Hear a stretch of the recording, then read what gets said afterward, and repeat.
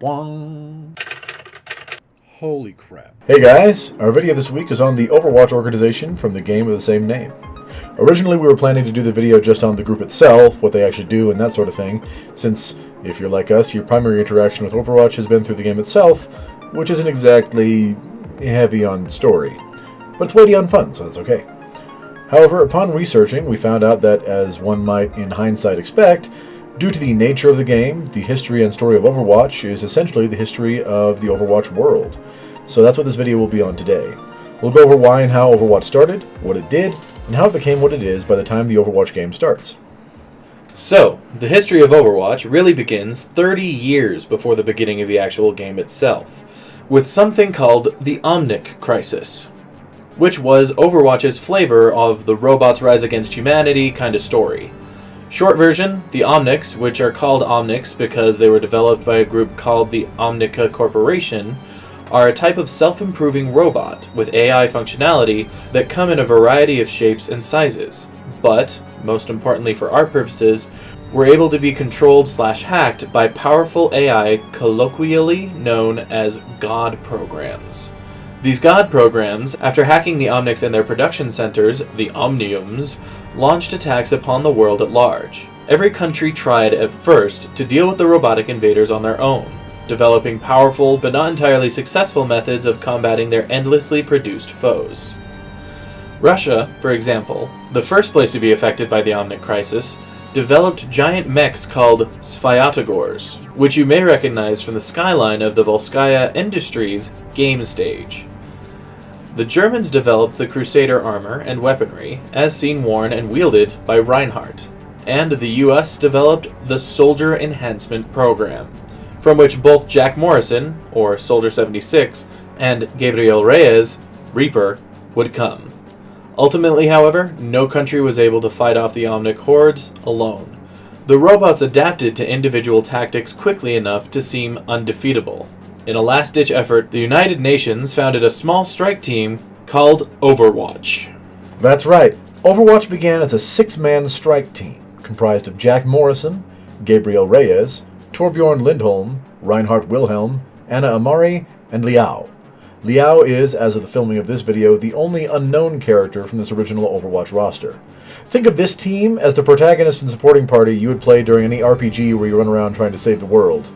They can't turn the tide of a giant battle all on their own, necessarily, but they were sent on surgical strike missions, taking out, disrupting, or quarantining high-value targets, specifically and especially God programs, which, when shut down or destroyed, could deactivate massive clusters of Omnic combatants.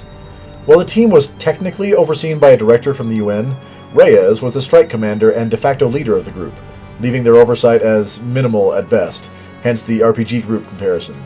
Think of the director as the Citadel Council from Mass Effect. Yeah, they tell Shepard what to do, but we all know Shep makes 80% of the decisions even before boots hit the ground. With Overwatch as the tip of the spear in humanity's fight against the Omnics, the tide of battle slowly began to turn, and after 10 years of fighting from start to finish, the Omnic Crisis was officially declared over. With the war finished, Overwatch, which was recognized worldwide as the proximate cause of the Omnic's defeat, did not fade into obscurity or disband as so many similar wartime organizations often do. Instead, the group's mandate was changed, and Overwatch became the world's ultimate peacekeeping force. In order to achieve the goals accompanying this change in direction, however, restructuring and an increase in manpower and funding was needed. In the wake of the Omnic Crisis, no one blinked twice at increasing Overwatch's funding and influence, despite the fact that the group would maintain its largely self-regulated status. This was the beginning of Overwatch's Golden Age, and like the Omnic Crisis, this segment of history would last about 10 years. To begin with, Jack Morrison replaced Gabriel Reyes as strike commander, with Anna Amari being appointed his second-in-command, and Reyes becoming the leader of the newly formed Blackwatch organization, a covert Black Ops arm of Overwatch, whose roster would include the likes of Jesse McCree and Genji Shimada.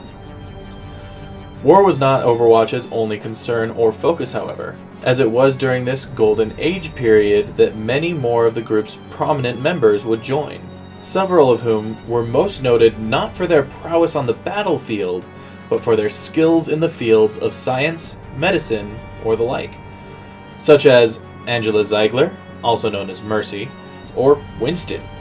But even those whose names don't echo in the annals of history or decorate our character roster were considered to be the best and brightest that humanity had to offer.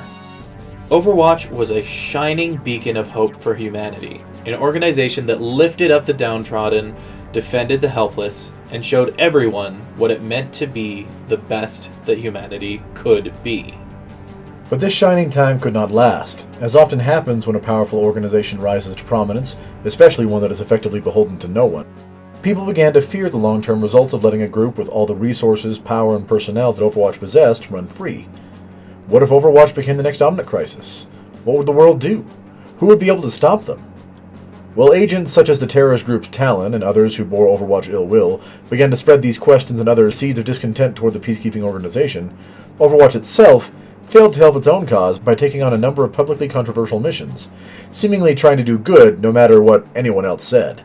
Add to all of these a string of unfortunate disasters in-house, and ultimately, perhaps it's no surprise that in the end, Overwatch fell apart. A few notable examples of these problems include a mission run in response to an Omnic extremist group calling itself Null Sector, which hostilely took over a British neighborhood called King's Row, and threatened to do much more. British leadership never gave an official go-ahead for Overwatch intervention, and despite this, a strike was authorized. Though the mission would ultimately prove successful, the operation itself would tarnish the organization's reputation in the public eye. On the internal side of things, the head of Overwatch's anti-Talon operations, Gerard Lacroix, was murdered by his own wife, Amélie, after being abducted by and subsequently rescued from Talon. The terrorist organization had tried numerous unsuccessful assassination attempts on Gerard prior to this, all of which had been unsuccessful. So instead they brainwashed and reconditioned his wife before letting her be rescued. While the losses of both Gerard and Amélie were devastating on their own, the issue was compounded by Emilie's return to Talon, where she would take on the moniker Widowmaker. Right? How messed up is that? But the real nail in Overwatch's coffin would end up being the confrontation between Morrison and Reyes. Reyes had never really liked being put in charge of Blackwatch, considering it a demotion from his initial rank as strike leader. And though he and Morrison had long been friends, as the years passed, Reyes began to resent Morrison's place in the limelight more and more. Since, by definition, Reyes' Black Ops missions were kept from the public eye, he could receive no praise or public accolades for his work, as even many of Overwatch's own members were oblivious to Blackwatch's work. All the while, his once good friend had not only taken over his previous position, but was lauded as not only a hero, but the face of Overwatch. Things finally culminated in an all-out battle between the two super soldiers that ended in the complete destruction of Overwatch's primary headquarters in Sweden. Incidentally, it would be the results of explosions as the building collapsed that would grant Reyes the powers for which he is known as Reaper, not the super soldier program he'd been a part of many years prior. Thus ended the Golden Age of Overwatch, as well as the organization itself. After the destruction of the Swiss headquarters, both Reyes and Morrison were presumed dead. Prior to this, Anna Amari had fallen in battle with Widowmaker sometime earlier and was also presumed dead. And despite the fact that ultimately none of these three would actually prove to be deceased, the world didn't know this, neither did anyone at Overwatch. Amidst clamorous calls for Overwatch to be disbanded, and with all of its leaders seemingly dead anyway, it was a no-brainer for the UN to officially dissolve Overwatch. They take it a step further, however, by ratifying the Petrus Act, which made it illegal for any remaining Overwatch agents to continue Overwatch or Overwatch-related operations. This was done because lots of things had happened to and around Overwatch before the events we've highlighted here played the funeral bells for the organization. The end result being that the world felt betrayed. Overwatch supporters remained few and far between in the wake of Overwatch's dissolution, and many felt better or safer knowing that Overwatch's members were scattered and would be hunted if they tried to continue as they had heretofore done. Thus began the final decade before the Overwatch game begins. With Overwatch disbanded, life returned to something closer to what we today, in real life, would call normal, before descending deeper and deeper into chaos. Some places across the globe were prosperous. Others were racked by devastation in one form or another. Groups like Talon grew worldwide, unfettered by Overwatch's influence.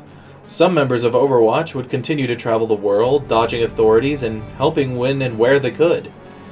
Omnics, sentient and freed from God program control, would push primarily through peace talks for equal rights. In Russia, an Omnian would reactivate and trigger the second Omnic crisis, though to date it remains isolated to Russia. Why is it that everything bad in Overwatch starts in Russia?